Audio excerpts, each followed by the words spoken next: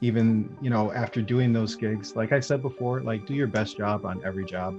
Um, and I know that's like some people say don't do that because, you could be wasting time on like the wrong types of clients, but you never know who's going to see your work. So I always say do your best job, because those referrals are so powerful.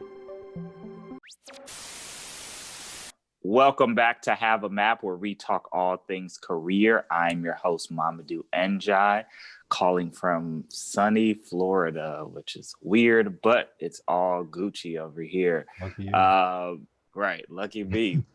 Not that warm, though. We were just talking about that, so it isn't that great.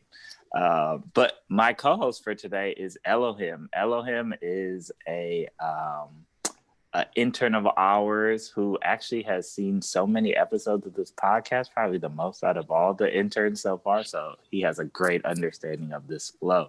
Elohim, introduce yourself. Say what's up.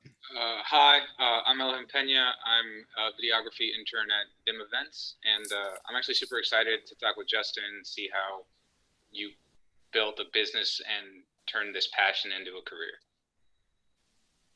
Great. Beautiful. And introducing our guest for today, Justin King, a friend of DIM Events. And we'll kind of get into how we met, but Justin has been clutch ever since I met him. You know what I'm saying? So it's been beautiful. But Justin, go ahead, introduce yourself. Say what's up to everyone. Yo, what's up? I'm Justin. I am a videographer out of Chicago. I create tons of contents for multiple brands. And, I've built up this business on my own, starting from when I was younger, 15. So, yeah, that's me. Yeah. And a quick backstory on how Justin and I met, actually. It was the beginning of the internship, and we were really trying to create conversations and connect our interns with career professionals. And we did not have anyone in videography. And I just searched the internet and ended up DMing Justin. And he was like, yeah, sure, I'll come. And I didn't even know he was coming from the suburbs. So shout out to Justin for even doing that. But yeah, he came, pulled up, and we've been connected ever since. He's done a few workshops with our interns and really has helped some of our interns to even start their own business as well. So huge shout out to Justin. But thank you so much for that. Thanks. Power of social media, man. Yes, it is crazy. I'm surprised that you can, just from a DM, what can happen. That's Oh yeah. it's a new world. Every time. Yeah, that's what we talk. We literally talk about this all the time. I feel like most interns don't really believe us. That it's like, yeah, It's just a real DM this thing. person. It's the Yeah. realest thing, You and can that's how just you get do it. bookings. What's up? I said that's also how you can get bookings as well. Oh yeah, definitely. That's a lot of my business is I get it through social media, but I'm sure we'll talk about that. Yeah. Well, let's start off. Tell us a little bit about like what you actually do, right? I know you talked about videography, but what does that mean? What does that kind of look like? And then we'll kind of ask some more questions to just dive deeper into that. Yeah, I guess it depends on who you ask. Um, because I do videography and I kind of keep it under this umbrella of, it's cinematography. And depending on who you're talking to with that, that can, just be how you're capturing light through the camera. And, there's some people get really detailed about it. And that's like all they do is hold the camera for productions and things like that. And I'll dabble with things like that. I'll do events. Where there's pop-ups and, companies will call me in saying there's this event happening in this area, and I'll come out there and do that. Documentaries, short films, do all kinds of things. And a lot of it I don't even post to social media, but I don't know. I do a lot. I'll do photography. Before that, I did motion graphics. Um, Everything that is involved with creating the video, I do. And a lot of times this is scaled up into, bigger studios. But I am the studio, and it's starting to get to the point where, well, definitely more recently, where I'm hiring people out to be parts of the production that I used to handle. So I'm starting to bring people in, and that's been an experience where I'm kind of shifting to managing people on the projects. So it's definitely been growing, and it's kind of hard to see it when you're in it sometimes. But yeah, it's for sure growing. It's kind of hard to ignore now. And before, where I was worried about if this is going to be a successful thing for me, it's like, okay, yeah, I'm not worried anymore. It's just like I got to be patient and just keep doing what I'm doing, and it's gonna turn out to be great, like this thing that I hoped it to be. Yeah. Did I answer When the question? I have just a side kind of question on that. Sure. Are sometimes are you just capturing video and other times you're just editing? How often are you doing both? Like you're the person Uh, behind the camera and then on the computer cutting the footage together. Up until recently, I was always doing everything. So, if there was an event happening, I would go to the event and capture the footage, and then I would edit it all, grab assets, and put them into the video, and sometimes create assets because before I actually got the camera, I was doing motion graphics. So then I would add in things like motion graphics, really just trying to do my best job on every single video because I had no idea who would see it. After I gave it to the client. And how did so if you started in motion graphics, are you referring mostly to like After Effects? Or is that like your predominant? Yeah. And is that what you like studied? Is that how you kind of got into video? Studied. Yeah, through YouTube for sure. And Video Copilot for sure. That I don't know if anybody even knows what that is anymore. Um, but that's where you learned all your After Effects stuff back in the day. This guy named Andrew Kramer used to, put out the greatest stuff. Um, but yeah, I learned After Effects first and motion graphics, and then I learned Premiere way later, and it was like a godsend when I figured out about Premiere because After Effects is like cutting grass with scissors, and Premiere is like using a lawnmower. So I didn't know that the lawnmower existed.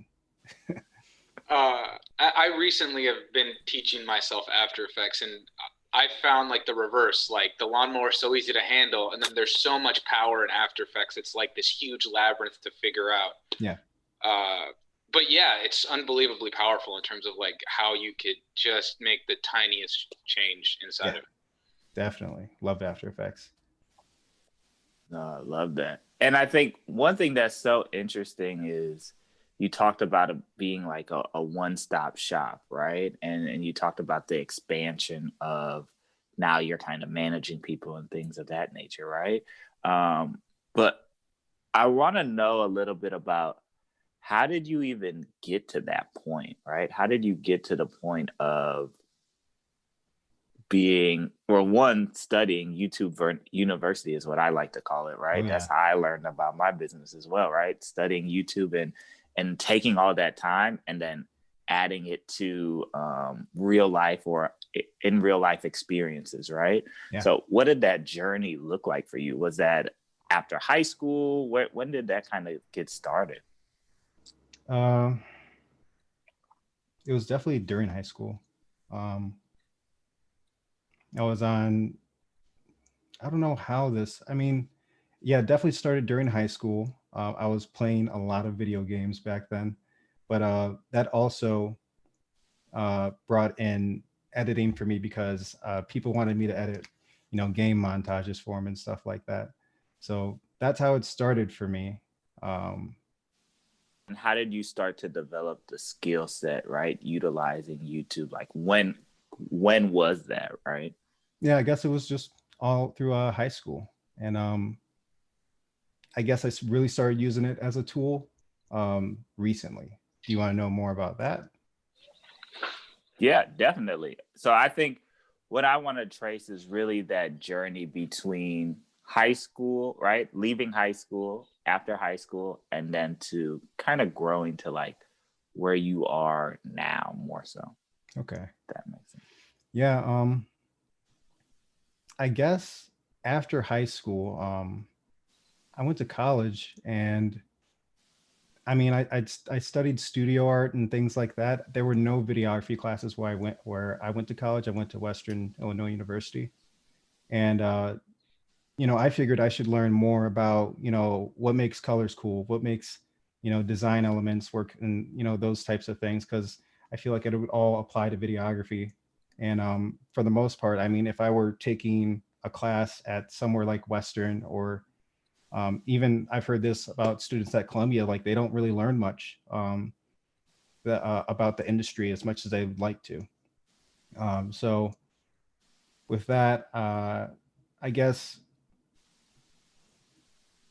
after high school, I was just, going out and shooting as much as I can, doing jobs for friends, and uh, all kinds of things, man. I was shooting in clubs because I had friends who were promoters, and they needed all kinds of content for, promoting the clubs. And I mean, it was some of the best experiences I had, because one, it was just fun doing that kind of stuff, and two, I mean, uh, I learned so much because there was not a lot of guidance with these things, and I had to figure it out quickly for me to actually turn it into something profitable and real.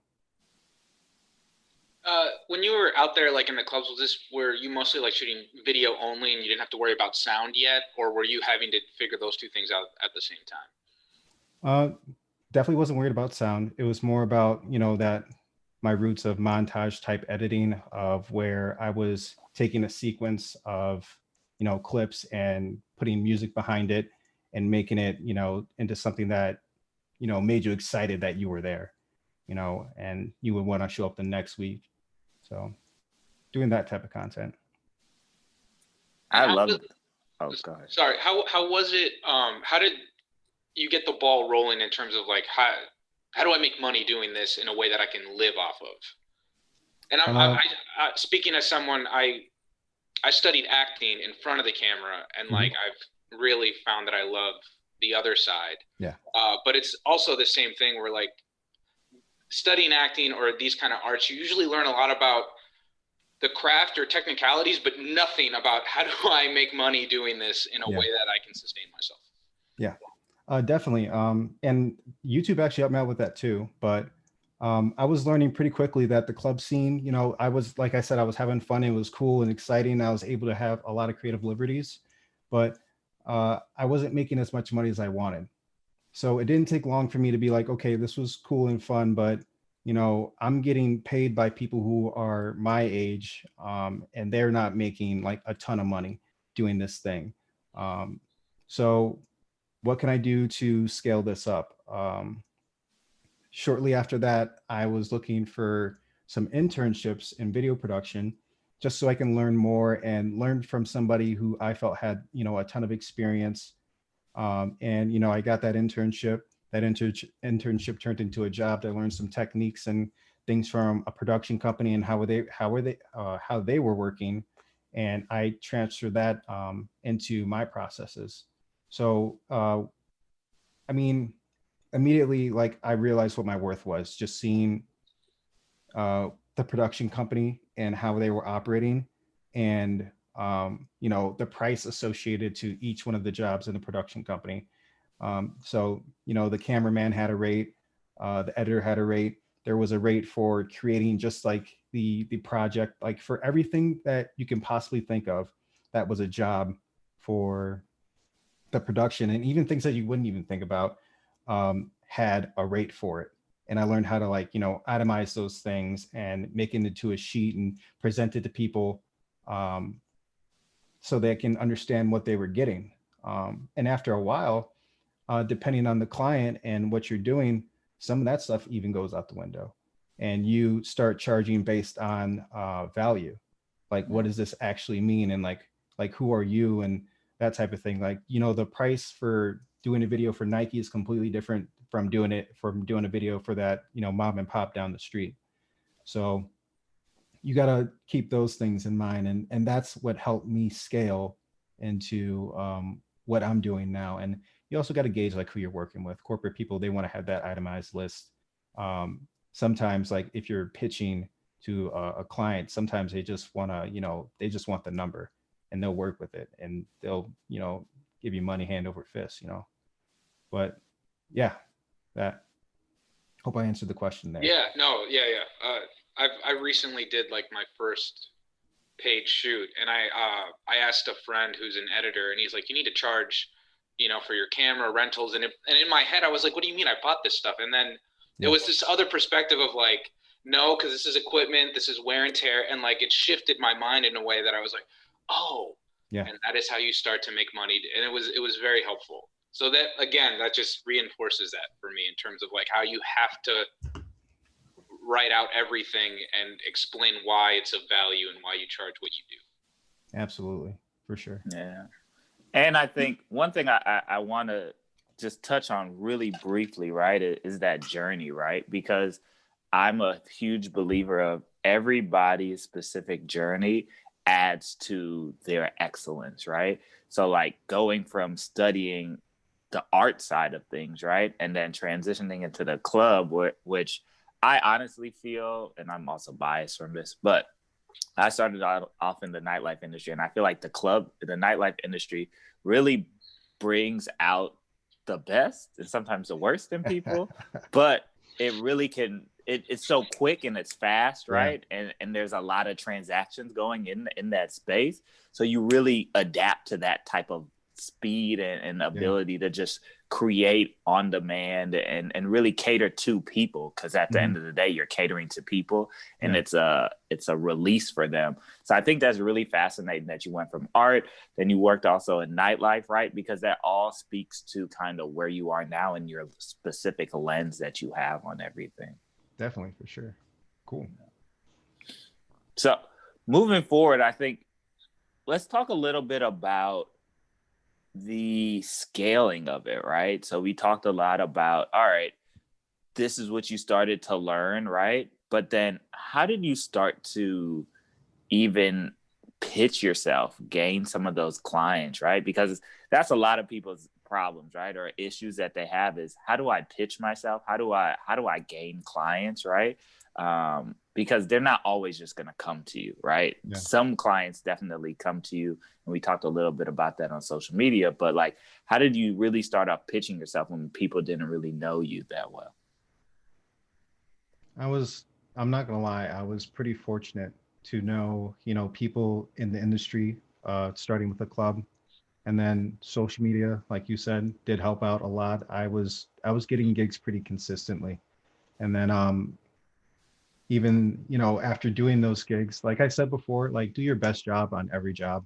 Um, and I know that's like some people say don't do that because, you could be wasting time on like the wrong types of clients, but you never know who's going to see your work. So I always say do your best job, because those referrals are so powerful.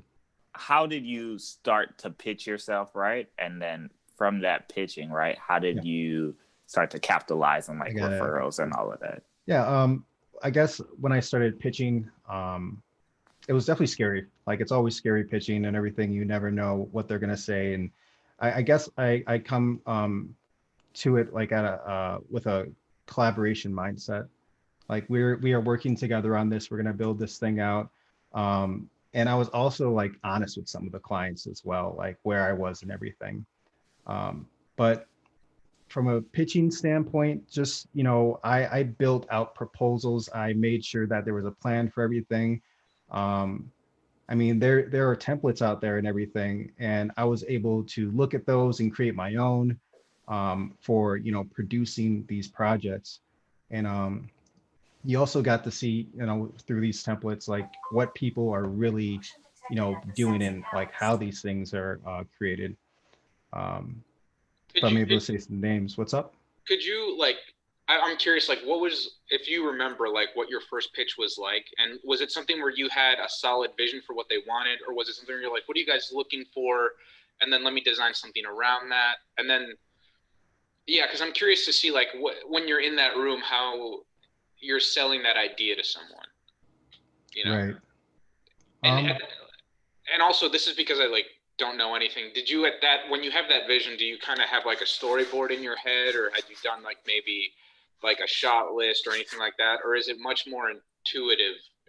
Is your workflow much more intuitive? uh, So I've come to pitches with storyboards, with like all those things presented already. Like when I'm presenting to somebody, I'm like really attacking what they already have done and what I can contribute to that. So if I'm pitching, like I pitch to a lot of sports brands, and I'm already like I'm planning right now, when I have some like more dead space, because right now it's just so busy I can't. But when I have some time, I'm gonna pitch to like a bunch of clients, like some certain ideas that I have that are all within like this certain realm of my creative videography style. And once I create that template, it's just going to go out to a bunch of different clients and be shifted some. Um, but like I am attacking those clients, and I'm going to make sure that those templates or those things that I create are going to be high quality, so that I have the highest chance of getting those jobs. But yeah, that's what I would do. But once again, go ahead. When you have that like plan of attack and what you're describing, just because I'm curious of like the scale. Are you, at this point, are we talking about like I'm gonna need like Foley, or you or it's also like because every job is so different, like commercial versus. I'm curious, like how often do you need to worry about capturing good sound, or is that something that you outsource right now, or like because that it's like a whole nother skill set sometimes is like when you're trying to incorporate that kind of stuff into the work. Okay. Yeah, you keep going back to sound. I don't capture a ton of sound in my productions. That's something I'm starting to add in right now. And I mean, even afterwards, it's more about me creating what I feel the sounds are through sound effects, or like what I want you to feel, like the like emotions that I Okay. want to put out there. But if we're talking about like specific things that I want to add, they're definitely in that treatment, and they're expressed in one way or another. If I'm just giving like the overview, I'm kind of building that world in a way that a writer would, um, giving them like Okay. a short excerpt of like what it's going to look like and feel like and everything, and then I'll have like pictures with those things. So they Okay. already like so they get an idea of the visual style or whatever I want to portray to them. I make sure that it is written out and then also seen. Um, Okay. so they a lot of times it's like they have like a 80 like 90% of the vision already there, and they know what it's going to look like, and then they can see my work and be like, okay, I can see how this fits together. Um, Okay. yeah.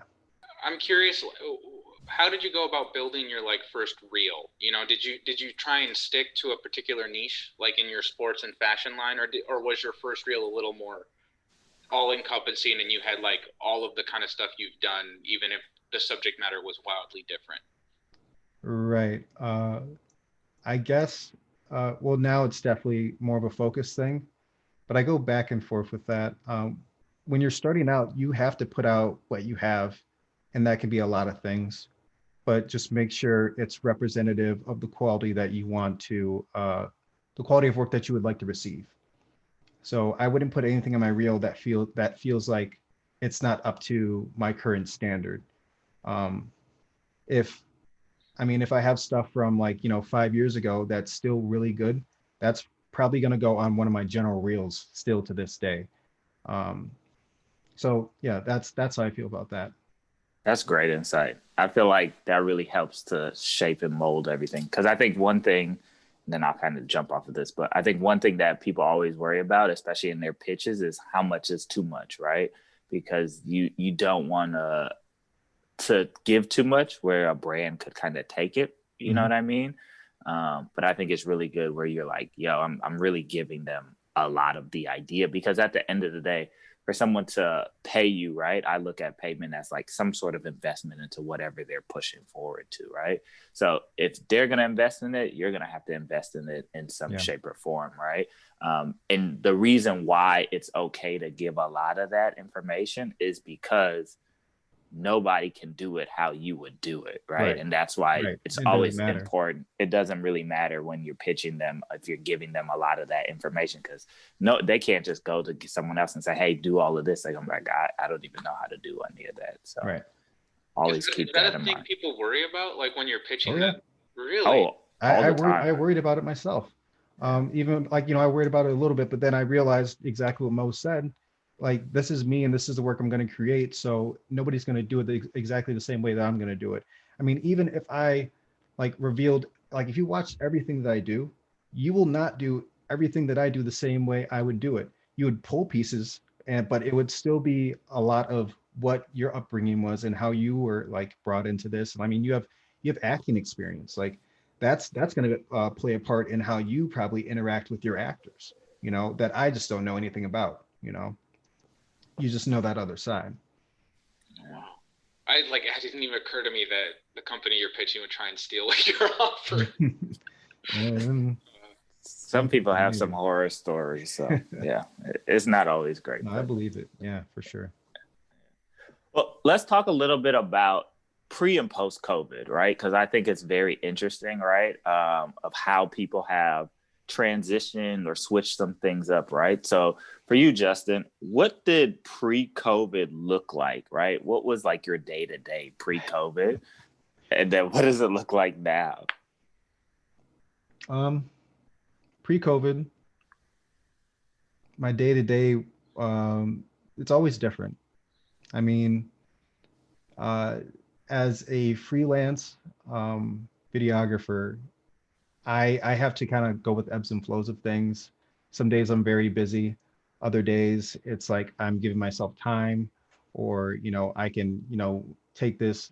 I can start working out and doing this thing. But then um, when things get like really busy, a lot of those things can kind of go out the window where I'm not, you know, taking as much time as I need to take care of myself the way I'd like to, and all these other things. So I mean, pre-COVID, it was just it's really just ebbs and flows, and I would say the same even now. Um, it's weird because like I've even gotten a lockdown on certain things that I was struggling with like pre-COVID, uh, during COVID right now. So it honestly hasn't changed too much for me. I'm not like the extremely extroverted person. Like I mean, I worked in the clubs and stuff before, but I didn't like need to be there. Um, so yeah, that's how I feel about that. I'm not. It doesn't change too much for me. My schedule is just kind of crazy. I do whatever I want to do when I want to do it. How was I assume at this point, like, you've got an LLC, like, develop, like, what did you use for resources when you were starting, and turning it into a business? Because then you got to start worrying about taxes and all that kind of technical stuff. In the line, again, is it because I am also a lot of self-taught through the YouTube University, but Mhm. curious to see how you started, like, figuring out contracts, so that you could make sure you get paid, Mhm. that kind of stuff. Really, I just have some pretty good resources that I found online. I asked, my circle of creatives and videographers and business owners and stuff like that that I had to gain because I didn't have this. I did go to college, but I didn't finish it. So my network from college isn't like huge, like at all. And those people that I know aren't videographers. Or any kind of business owners a lot of times. So um, look into your network, look into who you know, and see what kind of information you can get from them, and then source that with things online. And just I figured it out myself. But there's some really great things like, and I mean, you can DM me. I can show you some things online that I ran across that definitely helped me to understand more about live from dinner, more about the business and how to get my contracts right, start the LLC, and get things moving in that direction. But I'm still looking for processes myself to make this even easier for myself, so everything on the business side kind of runs itself, and I can just focus on being creative, because that's why I started doing this, is just so I can be creative and have fun. But there's a whole other side that I also need to take care of. Oh, thank you. That would actually be great. Yeah. But yeah, thanks. In building in building what you've been, how long have you been, like, you know how they, like, everyone sees a success overnight, but really it's 10, 15 years of work. How would you scale yours in terms of how long you've been working at this and how like you're feeling like I'm hitting my stride now. Man, I'm not, it looks like I'm doing really well, probably. I'm still not hitting like that comfortable stride. Like I'm working really hard right now, but I'd like to be, working, not like, I don't want to be working as hard. I don't want to be sweating as much. I want to just be, I want to be having fun on every single project, and in reality, it's not like that right now. Right now, it's like sometimes I have to pay the bills and I need to, take some sacrifices here and there. So, uh, yeah, that's what it's like. Um, oh, I had a question to do with. Oh, how do you juggle when you're this busy, multiple simultaneous projects? Like, do you schedule out time? Is it like deadline focused? How do you manage all that? A lot of communication. So, just with clients, understanding like what needs to be, and I also make sure that I budget time for it. Um, I never want to be doing too many projects at once. That's not what the client wants either. You want to make sure that you're giving them a lot of attention, and I try to do that like to the best of my ability, where I'm really just focusing on one project at a time, myself. So it's hard because sometimes you do need to juggle a lot of projects, but that's what I'm trying to move towards, is like that stride for me looks like me doing a project like once a month and working on that project and dedicating all my time to that. And I can be like more than comfortable doing that. Um, I mean, and I guess I could do like, more projects during the week, but they have to be like the most fun things. Um, but like I said, that's not the reality. Sometimes you got to make the money. Have you? This is just curious. On your journey, have you ever worked just like as an editor for someone else, or like when you were starting out, you said that you had done an intern, like that internship. Was that when you were just like trying to get an idea of how to do everything yourself? Mm, I mean, in that internship, I learned a lot. I was really just open to learning any and everything. And I learned things that I just never expected to learn. Uh, so I guess during that time, I did editing, I did event production, I did a lot of shooting, a ton of shooting. That gimbal was in my hands all the time, seriously. But it What was great. can I ask? Was it like one of the bigger rigs, or was it something a little more handheld? Because I mean, they're still incredibly Yeah, like a couple hours in, and you're just like, oh my god, yeah, I need to like I should have a back brace. right. Yeah, you gotta take some protein that day, man. Life hack, you'll get swole. Uh, No, I mean, like we use all kind of stuff. There was times where we use like, the easy rigs where you had the vest and whatnot and, camera overhead. They had, the smaller one-handed rigs and then, two-handed rigs and stuff like that that are more portable as well. Um, yeah, that kind of stuff. It was cool. I loved working for that company and I still work with them to this day. So good people. Very cool. Very cool. One thing I'm curious to know is we talk a lot about this idea of self-care, right? Taking care of oneself. Uh, for and I always think of self-care as a journey, right? It's not just a place or a destination only, right? It's constantly evolving. Yeah. But for you, right, what does self-care look like, right? For you currently, and maybe what are you looking to, maybe you're trying to grow your model or your lifestyle of self-care, right? What does that look like from like where you are now and then what you kind of want to see in the future? Like I said, like you said, it's constantly evolving.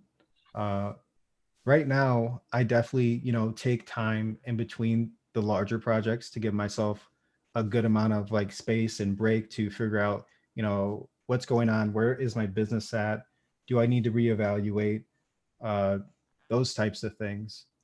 Uh, and also, I mean, I think that's so important. You know, you really do need to take time to, take breaks if the projects are getting heavy. You can't just be in the rat race of, you know, just gaining projects or working on projects. You really need to take that time to, you know, get the overhead look of what's actually happening with your business. Otherwise, you are just working and you start to become one of those people who like really don't even is like don't know what's really even going on with the industry or how things are changing.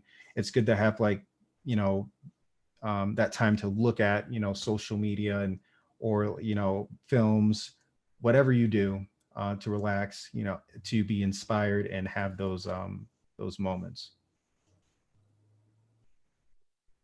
Yeah, I feel like that's so important, the inspiration that you talked about, right? Because I definitely have caught myself where it's just like you're so busy and you're just like, oh, rat race, rat race, rat race. Yeah. But then you're like, I'm not even inspired by anything that I'm doing. And it's a tough space to be in because like most people, like you said, like from the outside can see like, oh, you're killing it, right? But then sometimes you're just like so into it and you're just like, yeah, this is cool, but I got to do something different. Like Right. this is just kind of getting boring. So, Right. I like make for those you, often. you said what? I make those shifts often, where I focus on certain things for certain times because it's easy for me to get, you know, kind of not, I mean, not bored, but like I need something different. Like I understand how this thing is working to the extent that I wanted to learn, and now I need to move on to something else. But go ahead, you're No, saying I something. was just gonna say, like, where do you try to search for inspiration, right? Because I think that's also a thing, right? That ties into the self care. Mm. I don't think most people talk about it in that lens, right? But the idea of inspiration and looking to consistently grow, because otherwise you just kind of get comfortable in doing stuff Yeah. in the ways that you know I can kill this. You know what I mean? There's definitely ways to search for inspiration, but I try not to really search for it. I kind of just, you know, live a lifestyle that I feel, you know, caters to that inspiration. Like I don't, I honestly didn't, watch a lot of movies before. I'm starting to enjoy them more now. Um, I, I do things outside of videography that honestly inspired me, you know. Like I enjoy tumbling a lot. You know, a lot of people don't. I don't show that stuff on social media, but and a lot of people don't know that. But I tumble. I love, you know, being athletic and move my body around and stuff like that. And you know, just anything. I can do anything and just be inspired by this. There's so many things that I want to do, that aren't videography as well. But I feel videography is definitely the driving thing that's going to bring me to do more things. Um, so I'm just inspired by a lot of things. TV shows, anime, like all kinds of stuff. I consume media for fun. So I love that. I love that. Yeah. Inspiration is so key outside of just like what you're currently doing, right? Because it all plays into the bigger pot of how you work and how you operate and how you move day to day yeah, as a person. definitely. Can I ask what tumbling is? I'm not familiar with. I'm very curious. I Yeah. was like, should I ask or should I look it up later? But I did that. No, yeah. It's just gymnastics, the flipping, Oh, like all the flipping and whatnot. I love doing that. Before I did that, I loved skateboarding, but I couldn't carry my board around everywhere. I figured out I can do flips everywhere. So I started doing tumbling and stuff. Yeah, that's tumbling. and is there? This is just out of curiosity. So, like, is there a place in Chicago that does like? Is it that's what it's called, or is it under like a different name, like business wise? If you wanted to do, because I grew up on a trampoline. Like I Yeah, grew up in the suburbs of Minnesota, and I had this huge trampoline, and it was like, can I do a double backflip? Can I do a front flip off of this onto the ground? Like, and I yeah. do miss that a lot. And I've seen like those trampoline places, like in the suburbs here, but I've been told that it's like very kid centric, and I'm an adult at this point, and I don't, you know what I mean? Like as an adult, it's very different unless they have an adult only time. Oh man, they wouldn't tell me that. They wouldn't tell me that. No, I would go. I mean, like I love stuff like that. I I'm very much for doing all your passions. And there was a time where I felt like that, where I felt like I couldn't do all the things that I want to do. But, you like I make time for those things. Those downtimes, I need to refuel by doing like all my passions. I can't just stick to one thing, even within the categories of like what I'm doing. Like when I said I was doing videography and I was sticking to just doing music videos for a while, there was a time where I was like, okay, I need to like take a break from artists. I need to work with something else. And then I started doing fashion and like corporate stuff. And like I did so many different types of things. I think and I feel like you should do that for your passions as well, because I got energy from just doing my other passions. And there's so many things that I want to do and that I'm doing. Beautiful. Well, kind of one of my our favorite questions to kind of wrap up our conversations has to always do with music. So for you, Justin, and Elohim answered this one as well, right? If you had to describe the last few days or weeks in a song or artist, or maybe it's an album, which song, artist, or album might that be, and like why? It's a very tough question. I like to end with. Hold on, I actually have a list of songs. Give me real quick. He's It's in my ear. He's cheated, Elohim. This is supposed to be all from memory. Come on now, what's happening? It's Run the Jewels. I've been listening to their latest album, but I've been playing Cyberpunk, which has been its own catastrophe. But they wrote a song for that I've just like been playing over and over and over in my head. So like that's kind of where I'm at in terms of music, is like that kind of like cyber hip hop fusion. Love that. Okay. Dope. What about you, Justin? I listen to so much music. Oh my God. Can I give you like 3 artists? Is that cheating? Yeah, no, that's fine. Recently I've been listening to a lot of jazz. So Bad Not Good. I don't know if you ever heard of them. They are amazing. Check out Bad Not Good. Griselda, which is on the other side, just completely different, you know. And what else? I'd say those are like the 2 I've been listening to the most. I've been frequenting those 2.